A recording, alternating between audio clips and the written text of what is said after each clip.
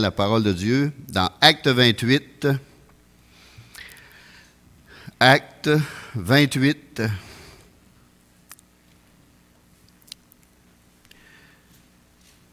C'est Paul sur l'île de Malte. Alors, l'apôtre Paul sur l'île de Malte.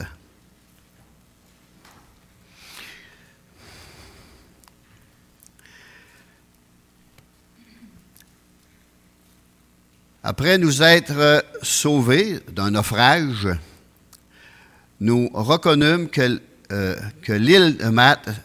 l'île s'appelait Malte.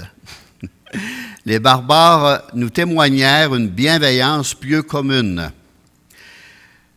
Ils nous recueillirent tous auprès d'un grand feu qu'ils avaient allumé parce que la pluie tombait et qu'il faisait grand froid. Paul, ayant ramassé un tas de broussailles et l'ayant mis au feu, une vipère en sortirent par l'effet de la chaleur et s'attacha à sa main. Quand les barbares virent l'animal suspendu à sa main, ils se dirent les uns aux autres, « Assurément, cet homme est un meurtrier, puisque la justice n'a pas voulu le laisser vivre après qu'il a été sauvé de la mer. » Verset 5, Paul secoua l'animal dans le feu et ne ressentit aucun mal. Ces gens s'attendaient à le voir enfler et tomber mort subitement.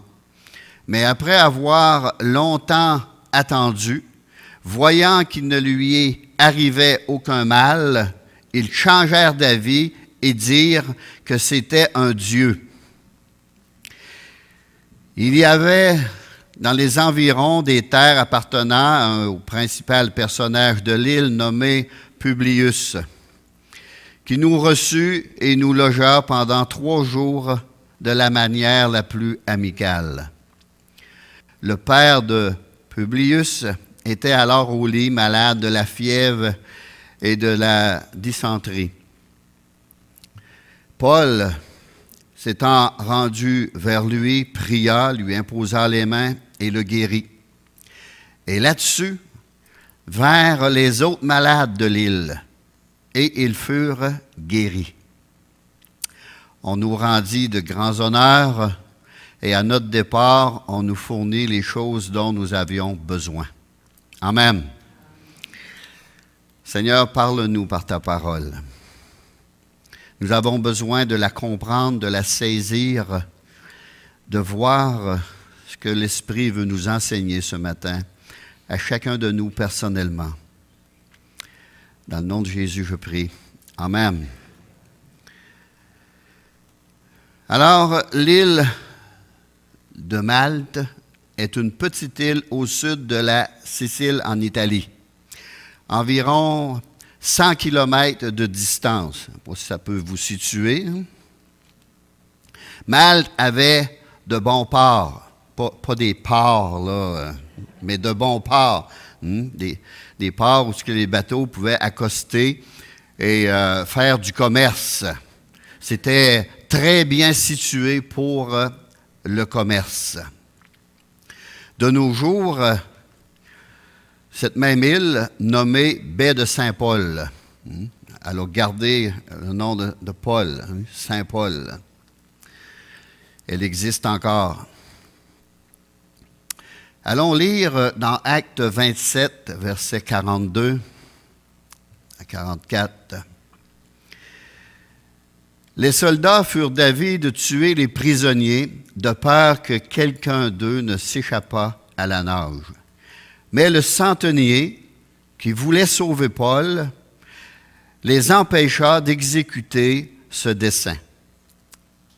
Il ordonna à ceux qui savaient nager de se jeter les premiers dans l'eau pour gagner la terre, au verset 44, et aux autres de se mettre sur les planches et sur les débris du navire.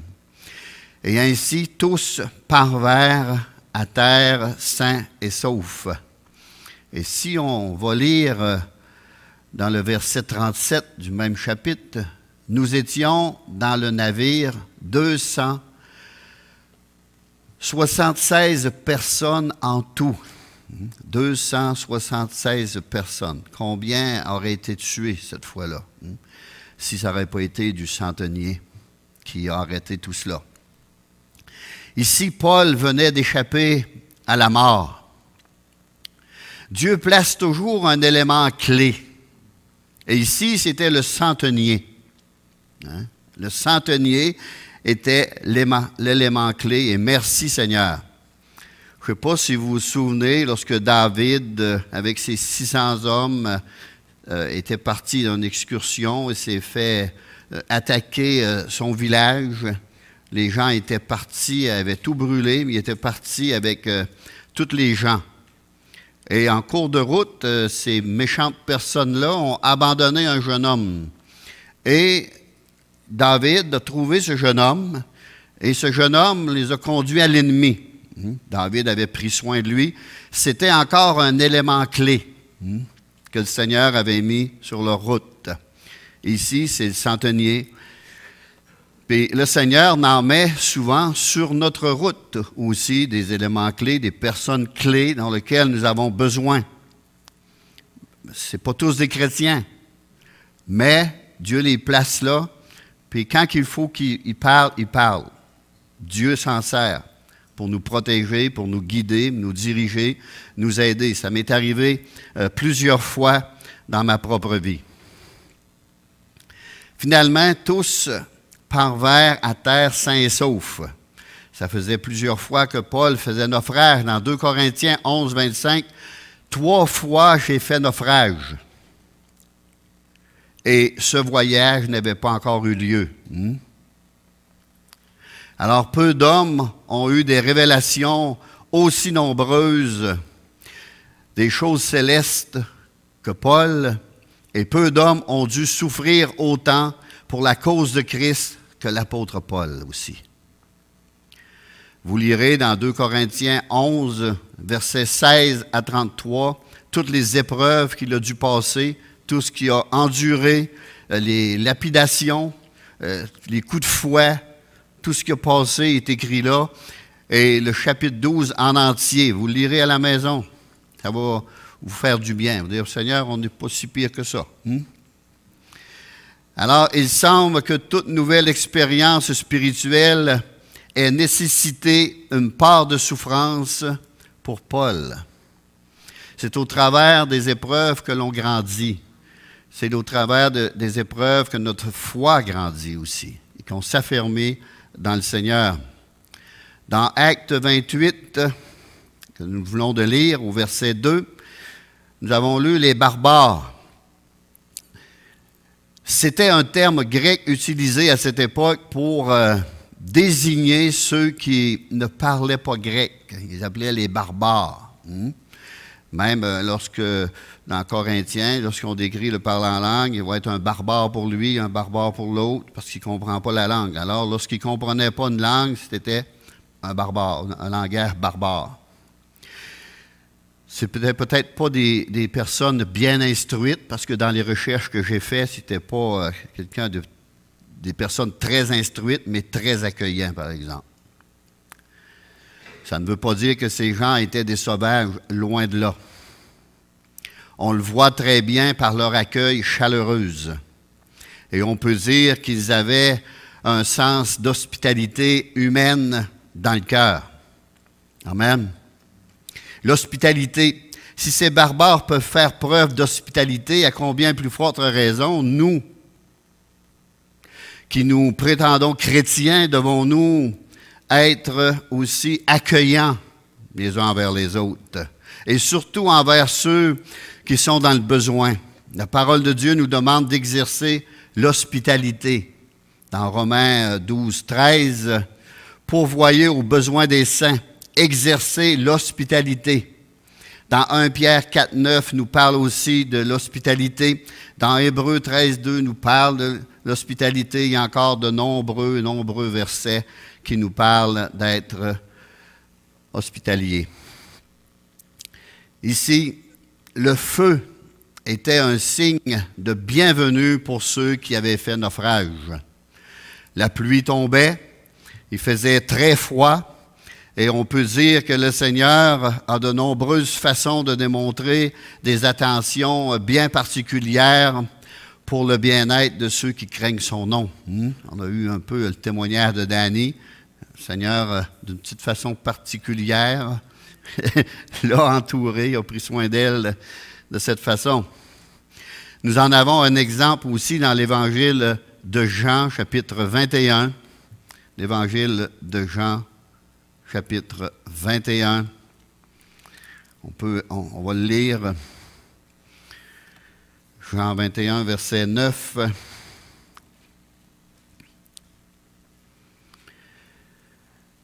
Lorsqu'ils furent descendus à terre, ils vinrent là des charbons allumés, du poisson et du pain. Et ceci nous parle de Jésus. C'est Jésus qui était là. Jésus leur dit, apportez des poissons et que vous venez de prendre. Et c'était encore Jésus qui leur avait dit d'éjeter le filet à bonne place. Simon-Pierre monta dans la barque et tira à terre le filet plein de 150 grands poissons.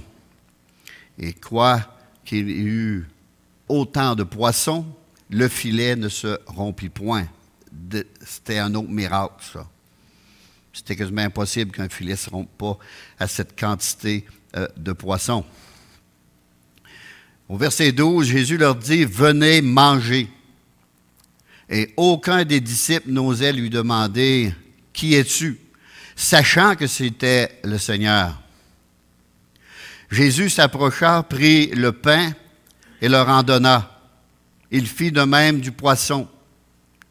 C'était déjà la 3e fois que Jésus se montrait à ses disciples depuis qu'il était ressuscité des morts. Alors, un repas préparé par Jésus lui-même. Jésus s'occupe de nous. Jésus prend soin de nous. Il connaît nos besoins mieux que nous-mêmes. Souvent, c'est écrit dans la Bible de prier pour nos besoins, mais lui, il les connaît avant. C'est pour nous que nous devons prier, pour dire, « Ah oui, je l'ai demandé, puis je l'ai reçu. » Sinon, s'il nous donnerait tout le cul dans le bec, on cesserait de prier, puis on serait moins reconnaissant. Puis... Il a ses raisons, le Seigneur. Paul regardait certainement ce feu comme s'il avait été allumé par Jésus-Christ lui-même. Merci, Seigneur. Surtout quand tu sors de l'eau, tu te trempes, là, puis que tu es glacé. Puis là, tu vois que quelqu'un a pris soin de te préparer un bon feu pour la chaleur et tout. Merci, Seigneur, de prendre soin de chacun de nous. Alors, dans Acte 28, verset 3, on va retourner dans notre lecture. Paul, ayant ramassé un tas de broussailles et l'ayant mis en feu, une vipère en sortit par l'effet de la chaleur et s'attacha à sa main. Le grand apôtre, des gentils, des païens, ne pense pas que c'était indigne pour lui d'aller chercher des broussailles pour aider à alimenter ce feu, pour sécher les vêtements trempés des soldats qui voulaient le tuer, étaient prisonniers qui étaient ses compagnons de mésaventure ou de péril. Paul avait appris que le moyen d'être le plus grand de tous, c'était d'être le serviteur de tous. Amen. Tout comme Jésus, il partageait ce qu'il enseignait. Il pratiquait aussi ce qu'il enseignait. Plus notre expérience de la grandeur de la grâce de Dieu s'approfondira dans notre cœur, plus nous deviendrons généreux et attentifs à ces petites choses qui contribuent au bien-être des autres. Amen. Paul n'a pas eu besoin qu'on lui dise de participer et d'alimenter le feu. il avait les yeux ouverts, puis il a vu un besoin, puis s'est empressé de participer et de le faire. Par amour fraternel, soyez pleins d'affection les uns pour les autres. Par honneur, usez de prévenance réciproque. La prévenance, d'attention, de bonté, de gentillesse, de petits soins, être dévoué envers les autres. C'est ça de la prévenance. C'est la signification que le dictionnaire nous donne de la prévenance. Prévoir, penser, aider. Ayez du zèle et non de la paresse. Et cela est écrit dans Romains 12, versets 10 et 11. Ici, une nouvelle épreuve pour Paul. Certainement envoyée par les dieux païens. Et qui se cache en arrière de ces dieux païens, en arrière de toutes ces idoles? Le diable. Satan se cache en arrière de tout cela. Alors, une vipère en sortit par l'effet de la chaleur et s'attacha à la main de Paul. Pourquoi l'humble effort de Paul pour aider les autres a été récompensé par la morsure, on pourrait dire, d'une vipère? Si ça nous arriverait à nous, là, pourquoi je ne me suis pas mêlé de mes affaires? Pourquoi? C'est ce qui m'a passé par la tête d'aller aider. Il y avait des gens pour le faire, là. Pourquoi?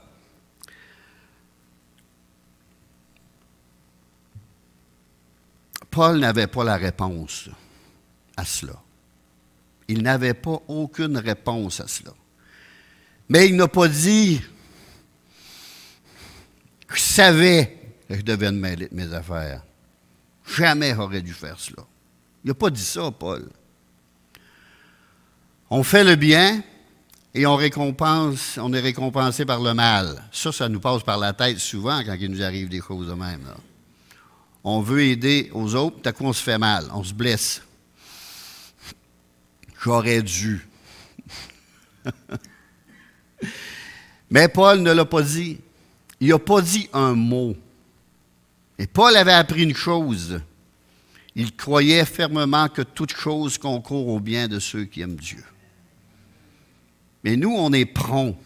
Aussitôt qu'il nous arrive une petite chose qui nous contredit un peu, qui ne fait pas notre affaire, je parle peut-être juste pour moi, là, mais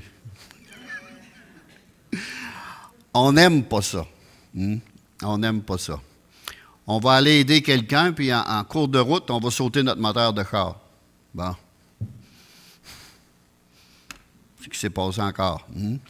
Ça va nous coûter une petite fortune à aider. Qu'a-t-il fait de cette vipère?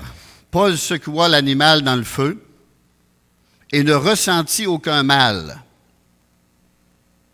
Cette vipère peut être une tentation de péché aussi, pour nous, soit en pensée, soit en action. Alors, faites comme Paul, secouez cette chose répugnante dans le feu. D'où elle est sortie? Elle est sortie des broussailles, mais les broussailles étaient dans le feu et elle est sortie de là. Il me semble que ça va bien, une vipère puis le feu. Ça va bien ensemble.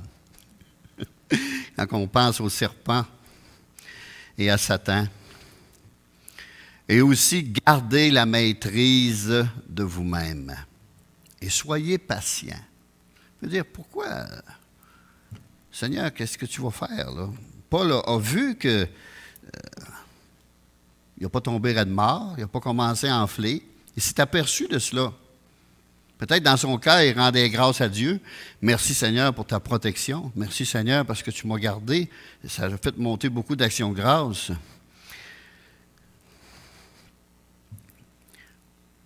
Quand les barbares, au verset 4, virent l'animal suspendu à sa main, ils se dirent les uns aux autres, assurément cet homme est un meurtrier. Puisque la justice n'a pas voulu le laisser vivre, après qu'il ait été sauvé de la mer. Les hommes sont vite à parler. On est vite à parler quand il arrive quelque chose à quelqu'un. Tout de suite, ah, mais c'est sûr, à cause de... On sait bien les choses. Si on va dans Marc,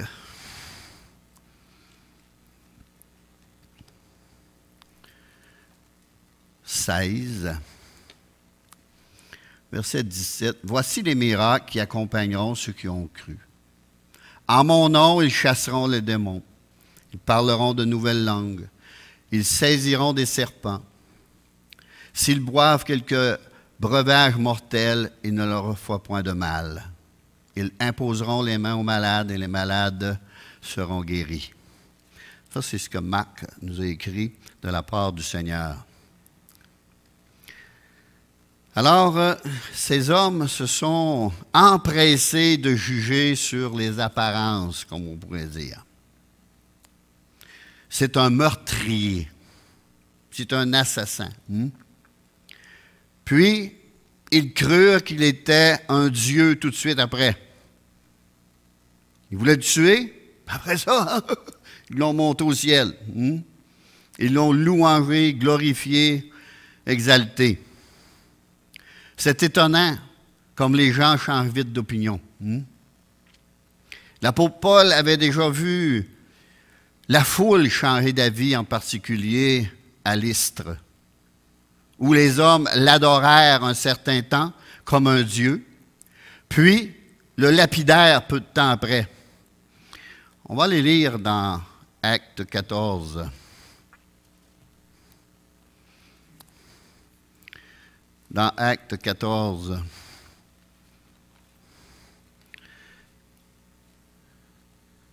ce qui était arrivé à l'apôtre Paul.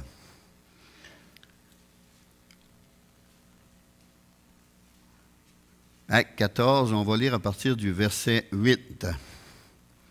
À Lystre, se tenait assis un homme impotent des pieds, boiteux de naissance, et qui n'avait jamais marché. Il écoutait parler Paul, et Paul fixa les regards sur lui, et voyant qu'il avait la foi pour être guéri, il dit d'une voix forte, « Lève-toi, droit sur tes pieds. » Et il se leva d'un bond et marcha. Quel grand miracle s'est produit là. À la vue de ce que Paul avait fait, la foule éleva la voix et dit en langue lycaonienne, « Les dieux, sous une forme humaine, sont descendus vers nous. » Les dieux. Il appelait Barnabas Jupiter et Paul Mercure, parce que c'était lui qui parlait, qui portait la parole. Le prêtre de Jupiter, dont le temple était à l'entrée de la ville, emmena des taureaux avec des bandelettes vers les portes et voulait de même que la foule offrit un sacrifice. Au verset 14, les apôtres, Barnabas et Paul, ayant appris cela, déchirèrent leurs vêtements et se précipitèrent au milieu de la foule en s'écriant aux hommes, « Pourquoi agissez-vous de la sorte? Nous aussi, nous sommes des hommes de la même nature que vous, et vous apportant une bonne nouvelle. Nous vous exhortons à renoncer à ces choses vaines pour vous tourner vers le Dieu vivant qui a fait le ciel, la terre, la mer et tout ce qui s'y trouve. » On l'a chanté ce matin. Ce Dieu, dans les âges passés, a laissé toutes les nations suivre leur propre voie. Quoiqu'il n'ait cessé de rendre témoignage de ce qu'il est, en faisant du bien, en vous dispensant du ciel les pluies et les saisons fertiles, en vous donnant la nourriture avec abondance et en remplissant vos cœurs de joie. À peine purent-ils, par ces paroles, empêcher la foule de leur offrir un sacrifice. Alors, au verset 19, survinrent d'Antioche une icône des Juifs qui gagnèrent la foule et qui, après avoir lapidé Paul, le traînèrent hors de la ville, pensant qu'il était mort. Vous voyez, un Dieu, puis quelques jours après, il lapide. Paul était accoutumé à ces choses-là. Et ici, c'est un meurtrier, après ça, c'est un Dieu, d'une extrémité à l'autre. Ces hommes se sont empressés de juger sur les apparences, puis ils crurent qu'il était un Dieu. Quand la vipère, on pourrait dire, a réussi à l'attaquer, ils le condamnèrent. Ils le condamnèrent. Mais lorsqu'il vainquit la vipère, ils l'adorèrent. D'une extrémité à l'autre. Ça, c'est la foule. C'est la foule. C'est un bon pasteur. Pas longtemps après, il lapide. Il ne faut pas embarquer dans ces pièges-là, mes amis. Il ne faut jamais embarquer dans ces pièges-là. En tant que pasteur, on le sait aussi. Puis on se méfie d'embarquer dans tous ces pièges-là. Moi, ceux qui m'ont levé le plus, là, quand j'ai arrivé dans l'église, c'est ceux-là qui m'ont poignardé le plus par après. Alors, j'avais pris une église à un moment donné, puis il y avait une personne là qui, on pourrait dire qu'il avait à côté la langue sur la grosse orteil, puis il l'avait monté jusqu'au dernier cheveu. Ah, t'es l'homme que Dieu a envoyé, c'est toi. C'est. Pas longtemps après, elle me persécutait comme jamais, il disait tout le mal lui a passé par la tête. Alors, quand on passe une couple de fois par là, on lève les yeux, on dit, je te rends grâce, Seigneur. Ceux qui ne connaissaient pas grand-chose de la vérité biblique sur Jésus-Christ et sa parole passent rapidement du rejet à l'admiration. Ou l'inverse, de l'adoration au rejet et au mépris. Le monde est toujours prêt à applaudir ceux qui réussissent et à mépriser et à calomnier ceux qui deviennent la proie de ce serpent venimeux. Souvenez-vous de Joseph et de la femme de Potiphar. C'est une telle vipère qui sortit par l'effet de la chaleur et s'attacha à Joseph pendant qu'il était dans la maison de Potiphar. Que fit Joseph? Tout comme Paul, il secoua et ne sentit aucun mal. On pourrait peut-être lire cette histoire dans Genèse 39.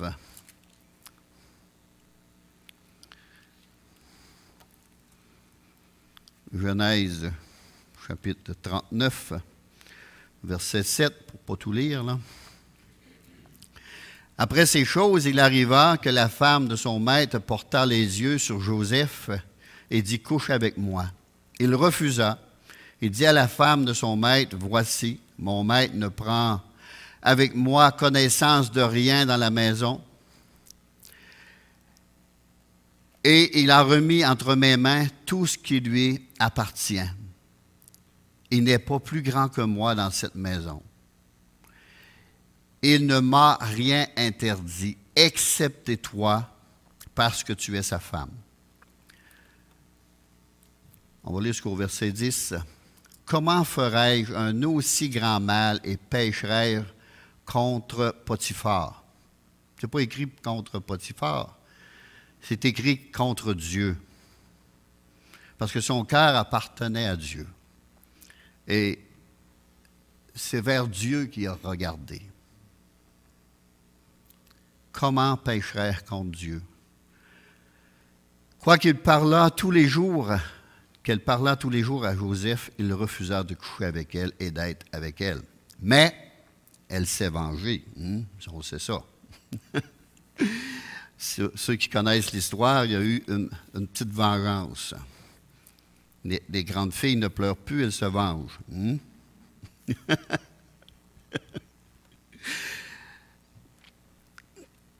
Le malheur atteint souvent le juste, mais l'Éternel l'en délivre toujours. Psaume 34, verset 20. Et Romains 8, 28. Toutes choses concourent au bien de ceux qui aiment Dieu et de ceux qui sont appelés selon son dessein, comme Paul était appelé selon le dessein de Dieu.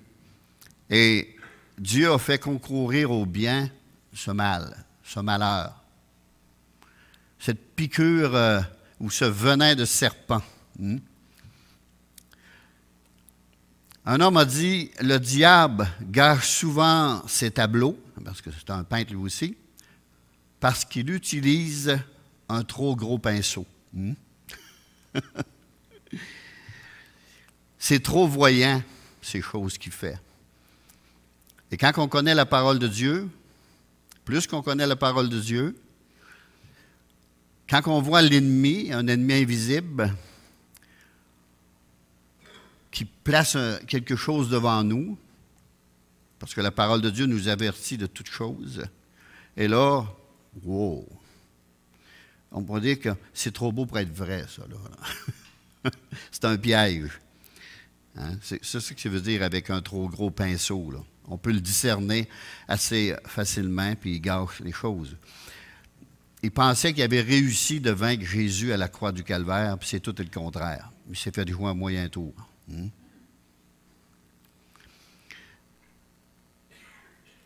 Si on revient dans Acte 28,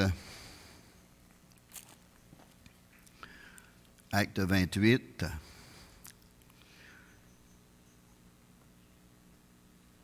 ici, ça nous parle d'un personnage de l'île nommé Publius, qui nous reçut et logea pendant 3 jours de la manière la plus amicale. On pourrait dire que Dieu récompense celui qui fait du bien à un autre de ses enfants. Parce que son père était malade, il était au lit, puis il avait une méchante fièvre et de la dysenterie. Paul, s'étant rendu chez lui, pria, lui imposant les mains et le guérit. Publius était le gouverneur romain de Malte. Et Paul était toujours prisonnier, mais il était toujours l'apôtre Paul quand même s'il était prisonnier. Amen. Il était un instrument entre les mains de Dieu. Versets 9 et 10, on l'a lu tout à l'heure, je vais le relire à la fin peut-être. Paul avait tout perdu. Ils avaient perdu leurs biens à cause du naufrage. Même les soldats, même le centenier, tout était détruit, tout était perdu. Mais maintenant, grâce à Paul, on leur fournit tout ce dont ils avaient besoin pour leur voyage à Rome. Ils ont fourni le bateau, ils ont fourni les provisions, ils ont tout fourni. On peut dire que la présence parmi eux de cet homme de Dieu fut réellement le sel qui les sauva de la corruption de la mort. Les impies ne savent pas tout ce qu'ils doivent à la présence parmi eux de ceux qui croient en Dieu. Souvenez-vous que le jugement de Dieu ne tomba pas sur les gens du temps de Noé, tant que Noé et les siens ne furent pas entrés dans l'arche. Et ce fut la même chose pour les gens de Sodome. Avant que Lot n'en soit sorti, Dieu n'a rien fait. Dans Genèse 19, verset 22, « Car je ne puis rien faire jusqu'à ce que tu sois sauvé. » Ou arrivé. Lot a eu le temps de se réfugier dans une autre ville avant que Dieu frappe Sodome et Gomorrhe. Avant le déluge, il a protégé. Puis on voit toujours ça. Mais laissez-moi vous dire que le temps de Dieu, c'est notre dernière minute. Imaginez, Dieu a fermé la porte, la pluie de suite a tombé. Sodome et Gomorrhe, en mettant le pied dans l'autre ville, le feu du ciel est tombé. Pour l'enlèvement, ça va être bien comme ça. Pour les derniers temps, ça va être bien comme ça aussi. On va croire que, finalement, mais Dieu est un Dieu qui fait les choses en son temps et à sa façon. Ici, après, l'Éternel fit pleuvoir du feu sur Sodome et Gomorrhe, du souffle et du feu, de la part de l'Éternel. Là, je vais lire le verset 9. Là-dessus, vers les autres malades de l'île, et ils furent guéris. Pas seulement Publius,